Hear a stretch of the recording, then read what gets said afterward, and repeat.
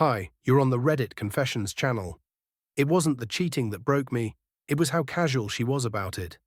The whole thing unraveled on a night that felt too quiet. No thunder, no drama, just that still kind of silence that makes your skin itch. She was sitting on the arm of the couch, not in it like someone waiting to leave, legs crossed, wine in hand, phone upside down, and that distant look in her eyes like she was already packed in her mind. I didn't ask anything. I just stood there holding the letter she left half hidden in the drawer, a handwritten note with the words, "I'm not unhappy, just bored." I read it twice, then looked at her. She didn't flinch, didn't even try to take it back. Instead, she said something that didn't even sound real until it echoed through the room. "You're not who I want." Like I was a jacket she thought she liked but never wore. I didn't yell, didn't ask why. I just slid the ring off my finger and let it fall to the hardwood. The sound it made wasn't loud, but somehow it cut deeper than any scream. Then I pointed to the door. "That's the exit. You should take it before this gets ugly." She blinked once, like it took her a second to register that I wasn't going to beg, that I didn't ask for more time. I didn't ask who she wanted. Maybe that's what messed with her the most. But before she could say anything else, there was a knock, not hers. She was still standing there, half shocked, half smirking.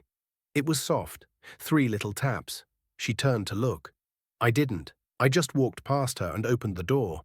And there she was, her sister Harper, still in scrubs, hair tied back, eyes wide with something between regret and hope. Then she looked at me, not past me, not around me, at me, and she asked, "Kurt, can I come in?"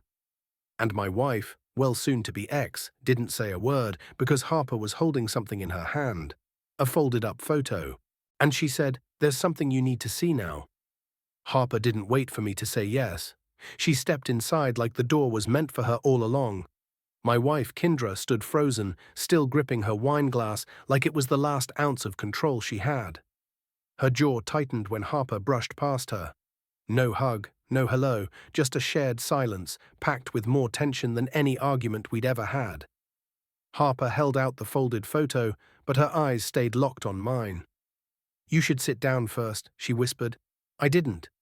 I took the photo and opened it. It was grainy, probably printed from a security cam, but even in black and white, even with the timestamp partially cut off, I recognized the scene. It was the back hallway of Kendra's yoga studio, and in the center of the frame, clear as day, was Kendra, leaning against the wall, lips locked with someone who was definitely not me. It was her co-worker, the same guy she told me was like a brother. I stood there staring at proof, and all I could hear was my own breathing, shallow, jagged, not angry, just hollow. I turned toward her, and before I could ask anything, Harper stepped between us and said, "This isn't the only one. There's a folder." Kindra finally snapped. "What the hell are you doing, Harper? You told me you wanted out. You didn't say you were going to crush him like a roach." Harper fired back. "He deserved the truth. You were never going to give it to him." That's when I realized this wasn't spontaneous. Harper didn't just find these photos. She'd been collecting them, waiting for me, for justice, or for something else. Kindra scoffed. "Don't act noble. You're just mad he chose me first." And that sentence, God, that sentence cut through everything. Harper went quiet. Her shoulders dropped just slightly enough for me to see it. The hurt, the history, the way she avoided my eyes then, not out of guilt, but because Kendra had said something real. Something neither of them wanted me to know. I didn't ask. I couldn't. My legs carried me to the couch before my mind caught up.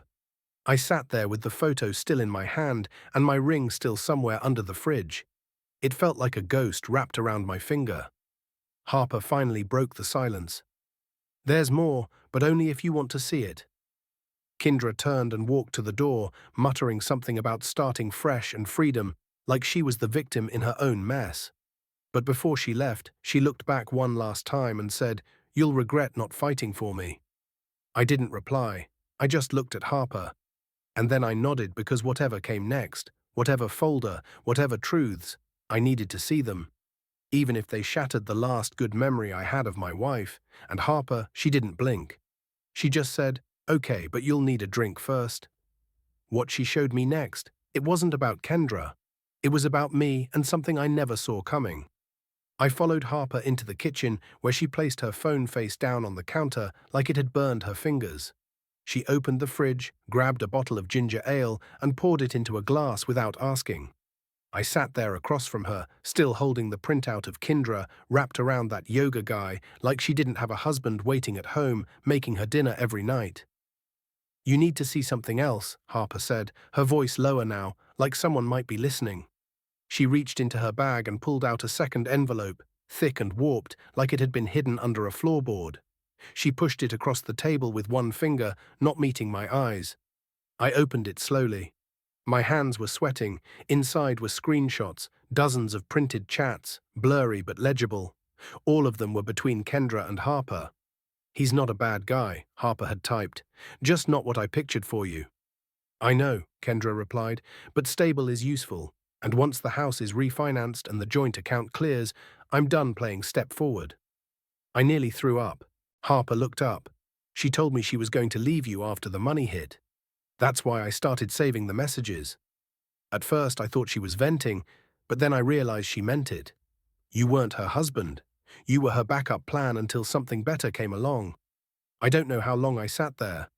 Time didn't feel real. I tried to speak, but nothing came out. My throat had closed up like it was trying to protect me from whatever I might say next. Harper reached across and touched my hand gently. "You deserve to know." That's when the door slammed. I turned and Kindra was back. Her lipstick was smeared, eyes wild, phone in her hand. "You little rat," she snapped at Harper. "You broke into my backup files. That's a felony, you idiot." Harper stood up slowly, calm, collected, and blackmailing your own husband out of his own retirement savings. Is what? Marriage counseling. Kendra laughed bitterly. "Don't act innocent. You're just jealous he picked me. You wanted him first, remember?" My stomach twisted. "What night?" I asked. Neither answered. Harper's jaw locked and Kendra folded her arms with that victorious little shrug. "Don't pretend you didn't feel it," Kendra said. "She flirted with you every chance she got." I just made the first move. I looked at Harper, who didn't deny it. She just looked tired, broken in a different way. I stood there torn between rage and confusion. Was I just some consolation prize between two sisters playing a long game? Kendra stepped forward like she was walking into a courtroom. She thought she could win. "You can kick me out. You can tear up the account, but you'll always wonder who wanted you more." And that's when I said it. "Then go. Both of you." Her face dropped. Harper froze. I didn't yell. I didn't beg. I just walked over to the table, took the envelope, and dropped it in the trash. Not because I wanted to forget, but because I didn't want their war infecting my peace any longer. "I'll send the papers," I said. And Kendra, she stormed out. But Harper didn't move. She just whispered, "That's not how I wanted this to go." I looked at her. "Then why did you come?" She hesitated, then said, "Because I thought I could finally fix what I helped break." Whatever she meant, I wasn't ready to hear it. But later that night when I opened my email, there was a message waiting for me from Harper with one line. "If you still want the truth, meet me tomorrow." The next morning, I stood in the parking lot of the old Lake House Cafe. Same place we used to go in college, back when Harper and I were just part of the same friend group before Kindra even knew I existed. I hadn't been back in years. Not since the night Harper swam out past the boys just to prove she wasn't afraid of the dark. Back then, everything felt like a dare. Now, it all felt like a setup. She was already inside when I walked in, sitting in the corner booth, tucked behind a chipped vase of fake daisies, wearing a sweatshirt 3 sizes too big, and no makeup. It was the first time in a long time she didn't look like someone's sister. She just looked tired and maybe scared. I slid into the booth across from her. Neither of us spoke at first. The waitress came by and I ordered black coffee just to keep my hands busy. "I didn't tell you everything," Harper said finally, because it wouldn't have helped. "It might still not, but you deserve the full picture." I nodded once. "Say it." She swallowed hard. "The night Kendra met you, she didn't meet you by accident." That sentence hit harder than I expected. My stomach tightened. Harper went on, her voice quieter. "She knew I had a crush on you. She saw the messages I drafted and never sent. She teased me for it, said I was being desperate for a safe guy, but then she showed up at the party that night, all dressed up like she wasn't even planning to go. And by the end of it, she had your number. I leaned back, breath caught in my throat. She never loved you, Curtis, Harper said, eyes glassy. She wanted to prove she could take anything, even someone I liked, and turn it into her victory. I hated how much that made sense, all the moments that didn't quite fit. The way Kendra always made sure I knew Harper had a boyfriend, even when she didn't. The way she rolled her eyes when Harper came over. The strange little victories she collected like they were owed to her. And you never said anything? I asked. I tried, Harper whispered. But you looked so happy. And then it was too late. She made sure of that. I wanted to be angry, but I just felt hollow. Like my entire marriage had been some long con and I was the prize no one really wanted. Just the proof someone else could win. You came to me with the folder, I said, but not just to expose her, right? You could have mailed it. You wanted something else. Harper looked away. I wanted you to know the truth before you lost the last piece of yourself to her. And then what? I asked. You swoop in and fix it. Get the guy in the end? No, she said quickly. I came because I still remember who you were before her. Before she made you feel small, I don't want anything from you. But if one day you remember who you were too, before she broke you, I hope you'll call me. She slid a note across the table, her number in faded ink. Then she stood, pulled her hood over her head, and left. I sat there long after the coffee went cold, staring at the number, wondering how many years of my life had been decided without me knowing. And as I walked back to my car, I realized something else. I didn't just lose my marriage, I lost my own story somewhere in it. But maybe, just maybe, it was time to start writing a new one. At first I figured it was Kendra, maybe coming back to gloat, maybe to cry, or maybe to twist the knife one last time with a smug speech about how I'd never do better. I was prepared to keep the door shut, but when I peeked through the blinds, I froze. It wasn't her. It was him. The guy from the photo, the yoga studio co-worker, the one with the smug hands and smirking lips tangled around my wife in that grainy hallway printout. His name was Darren, and I only knew that because Kendra had said it once in passing. Oh, Darren's covering the morning class, like he was a footnote in her day. I opened the door about halfway. You're lost, I said flatly. He shook his head. No, I'm exactly where I should be. Boy, I didn't say a word, just waited. He sighed, shoved his hands into his pockets like this was some awkward neighborly drop-in. I know you probably want to knock me out, and that's fair. But I'm not here to fight. I'm here to tell you something. I'm not interested, I said, starting to close the door. But it's not about Kendra, he added quickly. It's about Harper. That stopped me. I stepped out onto the porch and shut the door behind me. You've got about 30 seconds, I said, and if this is some twisted love triangle nonsense, you're getting off this porch with a limp. He chuckled bitterly. Nothing like that. I'm not here for drama. I'm here because Harper wasn't being entirely honest with you. I clenched my fists. Careful, he nodded. Look, I work with Kendra, but I've known Harper longer. Before either of them started treating me like background noise. A few years ago, Harper, she was different. She was sharp, focused, but then she got obsessed.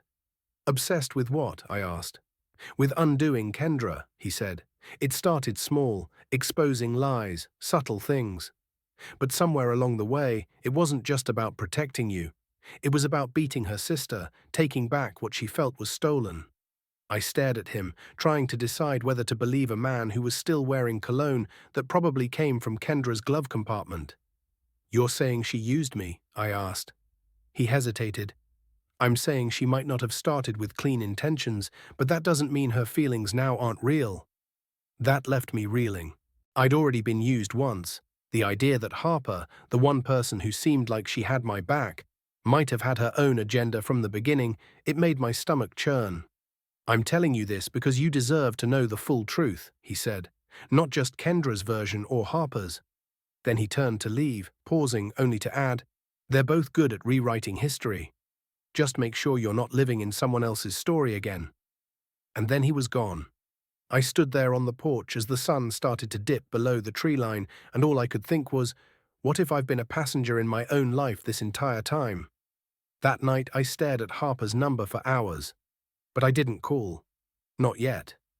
Because I needed to know who really started this fire and who just stood there pretending to hand me water while holding the match behind their back. I stared at my phone long enough for the screen to go dark at least a dozen times. Harper's number was there in my call log, untouched since she gave it to me. And after what Darren said on my porch, I should have deleted it. Should have closed the door, sealed the wound, and walked away from both sisters and everything tied to them. But I didn't. Instead, around 10:37 p.m., I tapped her name and pressed call. She picked up on the second ring. Her voice was soft. Kurt. Yeah, I said. I didn't even plan what to say. Didn't rehearse it like I usually do when I feel too much. We need to talk. She was silent for a beat, then said, Come over. So I did. Her apartment was small, dimly lit, and smelled like eucalyptus and laundry detergent. She'd changed out of the hoodie and now wore a plain grey tee. Hair pulled up, face unreadable. She didn't hug me. I didn't ask for one. She handed me a glass of water and we both sat on her couch like strangers pretending they weren't once orbiting the same sun. I need to ask you something, I said, and I want the truth, even if it hurts. Harper didn't blink. Okay. When you gave me those screenshots and told me everything about Kendra, were you doing it for me? Or just to finally win some sick competition you've been playing against her? She didn't look offended. She didn't get defensive. She just sighed like she'd been waiting for that question since the moment she stepped into my house. I started collecting those messages for myself, she admitted. At first, it was about seeing her get what she deserved. I hated watching her hurt people and walk away like she was untouchable. But when I saw how she looked at you, how she used you like a stepping stone, I started to realize something else. I wasn't just angry at her. I was scared for you. You were so deep in it. You didn't even see yourself anymore. I leaned forward. So this was charity? No, she said, shaking her head. It turned into something else. And I don't expect you to believe me, but somewhere in all of that, I stopped thinking about what I lost to her and started thinking about what you deserve to get back. She looked at me, eyes glassy. You were never supposed to be part of our war. I believed her. Maybe not entirely, but enough to feel my chest loosen a little. The problem was Darren's words were still bouncing around my head like bullets in a small room. And Darren, I asked, you ever tell him about this plan of yours? Her eyes narrowed. You talked to Darren? He came to my house, I said. Told me you've been playing a long game. That this was never just about Kendra. Harper exhaled through her nose. Of course he did. Darren's been obsessed with her for years. She used him like she used you, but he never got what he wanted. So now he's trying to drag everyone else down with him. I raised an eyebrow. What did he want? She hesitated just long enough to raise every red flag I had left. Harper, I said slowly, what did Darren want? She looked me dead in the eye. Me. And suddenly the whole board shifted again. Darren wasn't just a pawn in Kendra's game, he had his own. And I was the idiot sitting in the middle, believing whichever story sounded most tragic that day. I stood up, my mind was spinning. I need air. She didn't stop me, just nodded and said, if you walk away, I get it. But don't let his version of the truth bury mine. I walked out, and as I stepped into the cold night air, my phone buzzed. One new voicemail from a number I didn't recognize. I played it without thinking, and my blood turned to ice.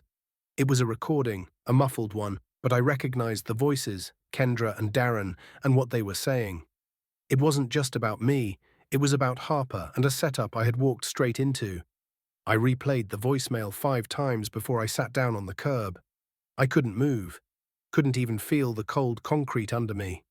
The voices were fuzzy, but I knew them. Kendra's sharp laugh and Darren's low, oily tone were burned into my memory by now. But it wasn't just hearing them that froze me. It was what they said. You think he'll actually fall for it? Kendra's voice crackled through the static. He already has, Darren replied.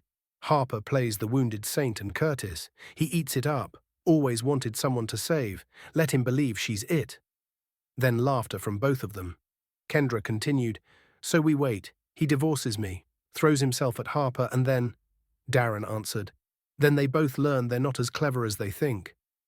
I don't remember how long I sat there. The audio ended and my hands just stayed still. phone still glowing in my palm like a lit fuse. My heart didn't beat faster. It just dropped like it was too heavy to lift again. I felt every ounce of humiliation settle on my shoulders like concrete. The woman I married was orchestrating my downfall. The man she cheated with was feeding me breadcrumbs. And the woman I thought was my only real ally. Maybe just another mask in the show. I went home in a fog. Didn't sleep. I sat at the kitchen table staring at nothing. The box labeled wedding stuff was still next to the door. I opened it. Inside was our wedding photo, smiling in a frame that felt like it belonged to strangers. I took it out, turned it over, and saw Kendra's handwriting on the back. Here's to forever, even if it gets ugly. It got ugly. All right. By morning, I knew what I had to do. I wasn't going to scream. I wasn't going to burn everything down. I was going to end it on my terms. For once, I drove to the yoga studio first. Kendra's car was there. I walked in and waited until she came out of class, all polished and glowing like betrayal was just a facial treatment. Her eyes widened when she saw me. Curtis. I handed her an envelope. Inside were the divorce papers, signed, notarized, official. I'm not your puppet anymore, I said calmly. You wanted freedom. Here it is. She flipped through the papers, trying to act amused. You think this makes you strong? No, I said, but I finally don't feel weak. Before she could respond, I turned and walked out. Next stop was Harper's. I didn't call. I didn't warn her. I needed to see her face the second she heard the recording. I knocked. She answered in seconds as if she'd been expecting me. You okay? She asked softly. No, I replied, pulling out my phone. But you will be honest with me right now. I played the voicemail. Her face shifted slowly. Shock, hurt, a strange kind of horror. Where did you get that? She asked, voice barely above a whisper. Anonymous voicemail, I said. Maybe Darren, maybe someone else. Doesn't matter, just tell me if you knew. She swallowed hard. Curtis, I didn't know they were still talking. I thought, did you ever talk to him about using me? I interrupted. Her silence was the loudest thing I've ever heard. Then she finally said, only at the beginning, before I knew what he was. It was honest, but it was too late. I'm done letting people rewrite me into their stories, I said, stepping back. I don't want revenge. I don't want drama. I just want peace, and I won't find it here with you. Harper didn't cry. She just nodded like she knew this was coming. As I turned to leave, she called out softly, I did care. I still do. But I didn't turn around because sometimes the worst betrayal isn't the one that cuts the deepest. It's the one that leaves you wondering if any of it was ever real. I didn't sleep that night. Not because I was angry or heartbroken or even confused anymore. I didn't sleep because for the first time in a long time, my mind was finally quiet. No more guessing who was lying. No more trying to be the husband, the fixer, the fool. I woke up at 6:03 a.m. without an alarm, showered, packed the last of Kendra's things into the car, dropped the box labeled wedding stuff at her mother's porch, and didn't bother leaving a note. The photo frame was gone. I didn't burn it or smash it. I just quietly buried it at the bottom of a dumpster 2 nights ago. It felt symbolic at the time, like I was discarding someone else's movie script with my name printed on the front. Then I did something I hadn't done in years. I took the long road out of town, past the lake where we used to go in the early days, past the cafe where Harper and I last spoke. I turned off my phone, not out of anger, not to make a point, just because the silence had finally become more comforting than anyone's voice. I thought about Harper, about whether I could ever fully trust her again. Maybe I could, maybe not. But I knew this much. She wasn't my responsibility, not anymore. And that truth felt better than any apology ever could. I thought about Darren too, and his smug little game with Kendra. I don't know if they ever got what they wanted from this. Power, chaos, control, but I didn't need to expose them or fight them or even warn anyone else. That's not my war. That's not my weight to carry. I pulled over near the overlook just outside Ridgeview. No one was around. The air was cool, and the town stretched out below like something I used to be a part of but didn't belong to anymore. I stood there just breathing, just being. No ring on my finger, no lies pressing against my chest. And for the first time in what felt like a lifetime, I smiled. Not because I won, not because they lost, but because I finally walked away without needing a final word. Peace didn't come from confrontation, it came from stepping off the stage completely and refusing to be part of their play. My story was no longer something being done to me, it was mine again. Messy, cracked, unfinished, but mine. Weeks later, Harper did text, just one line. If you ever want coffee, no expectations. I haven't replied. Maybe someday I will. Maybe I won't. But either way, I'll decide for me. Have you ever walked away from someone not because you stopped caring, but because you finally started caring about yourself? Share your moment in the comments below. Subscribe to Reddit Confessions for more real-life stories where truth hits harder than fiction. And if you made it to the end of this one, thank you. Sometimes survival is the plot twist.